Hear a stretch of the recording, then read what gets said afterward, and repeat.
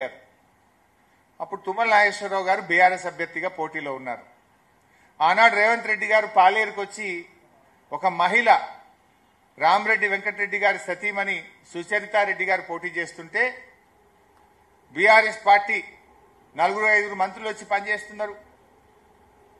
ఇంతమంది మంత్రులు అవసరమా అని మాట్లాడిండు. ఇది రండ రాజకీయమో అని మాట్లాడిండు. మరి నువ్వు చేసేది ఏందా రేవంత్ రెడ్డి?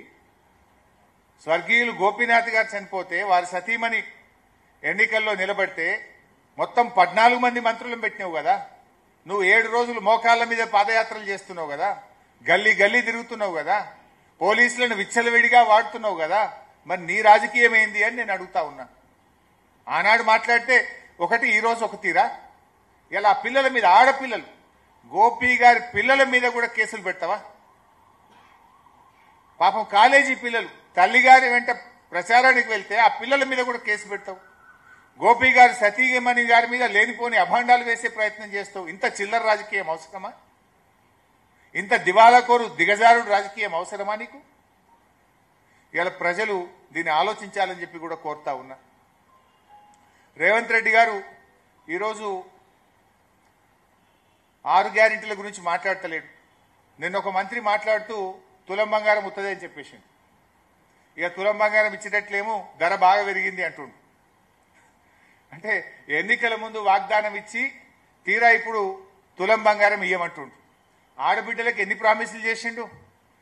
నిన్న ఎవరో చెప్తున్నారు, జూబ్లీ హిల్స్ లో మహిళా సంఘాలలో కలిసి వాళ్ళను ప్రలోభ పెట్టే ప్రయత్నం చేస్తున్నారు. జూబ్లీ హిల్స్ లో మహిళా సంఘ నాయకుల దగ్గరికి పోయి ప్యాకెట్లు ఇస్తున్నారట. మహిళా సంఘాల నాయకుల దగ్గర బుక్కులు ఉంటాయి, చూసినారు వాటిని ఏమంటారు, ఆ బ్యాంకులో లోన్ తెచ్చుకునే జాయింట్ అకౌంట్ బుక్కులు ఉంటాయి. ఒరిజినల్ బుక్కులు అన్ని ఇప్పుడు వాళ్ళ దగ్గర లేవు. మీరు ఎక్కడైనా చెక్ చేయండి. మొత్తం కాంగ్రెస్ పార్టీ వాళ్ళు తీసుకున్నారు. ఒరిజినల్ బుక్కులు తీసుకున్నారు, ప్యాకెట్లు ఇచ్చింది. ఏమని బ్లాక్మెయిల్ చేస్తున్నారు? ప్యాకెట్ ఇచ్చినా మీరు ఓటు వేయాలి, మీరు గెలిస్తేనే మీ బుక్ వాపసు వస్తుంది, లేకపోతే రాదంటారు. నేను అక్క చెల్లెళ్ళకు ఒక విజ్ఞప్తి చేస్తా ఉన్నా. మహాలక్ష్మి వస్తే మీకు 55,000 వచ్చేది. కాంగ్రెస్ పార్టీ మహాలక్ష్మి కింద ఈ 2 ఏళ్లకు 55,000 బాకీ పడ్డది. ఇప్పుడేమి ఇస్తాడు ఈయన? మహాలక్ష్మి కాంగ్రెస్ ను ఓడగొట్టండి, మీకు మహాలక్ష్మి వస్తుంది. నెల నెల 2,500 వస్తాయి. కాంగ్రెస్ ను ఓడించండి. ఇలా మీరు ఎన్ని ప్రామిసులు చేసిండ్రు మహిళలకు? నువ్వు ప్యాకెట్లు ఇస్తా, పాస్బుక్లు గుంజుకుంటా కాదు రేవంత్ రెడ్డి. నువ్వు అక్క చెల్లెలకు ఇచ్చిన హామీలు అమలు చేయి. మహాలక్ష్మి కింద నెలకు 2,500 రూపాయలు ఇయ్యు, బతుకమ్మ చీరలు ఇయ్యి, అమ్మాయిలకు స్కూటీలు ఇయ్యి, కేసీఆర్ కిట్ ఇయ్యి, న్యూట్రిషన్ కిట్ ఇయ్యి. ఇవి నువ్వు ప్యాకెట్లు ఇస్తా, బుక్కులు గుంజుకుంటా అంటే ప్రలోభ పెట్టలేవు, బెదిరించి ఓట్లు పొందలేవు.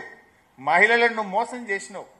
మహిళా సంఘాలకు కేసీఆర్ పెట్టిన పథకాలు రద్దు చేసినావు. ఈరోజు నువ్వు ఇప్పటికైనా చిల్లర రాజకీయాలు బంద్ పెట్టు. ఏమని అంటే ఒక మాట అంటున్నారు, పైసలు లేవు. మరి నీకు మూసీ అభివృద్ధికి 150,000 కోట్లు ఎక్కడికెళ్ళి వస్తున్నాయి?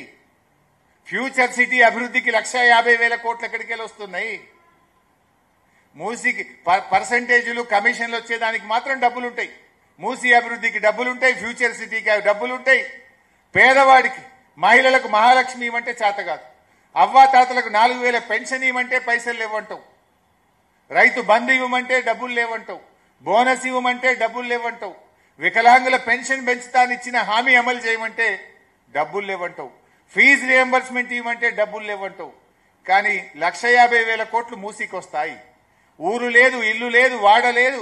5,000 కోట్లతో ఫ్యూచర్ సిటీకి 6 లైన్ల రహదారేసి నీ అనుయాయులకు కాంట్రాక్టులు కట్టబెడతావు.